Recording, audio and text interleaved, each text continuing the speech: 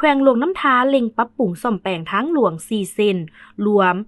144ตึกกว่ากีบข่าวสารแขวงหลวงน้ำทารายงานว่า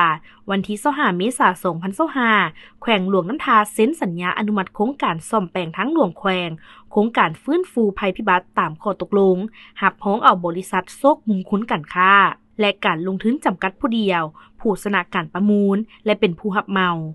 ซึ่งจะใช้เวลาก่อสร้าง6เดือนแบ่งออกเป็น9โครงการรวมมูลค่า144ตึกกว่ากีบเป็นเงินงบประมาณรัฐบาล 100% บวงฟื้นฟูภัยพิบัติรายละเอียดเส้นทางที่จะฟื้นฟูและซ่อมแปลงมี9โครงการ 1. ทางเลขที่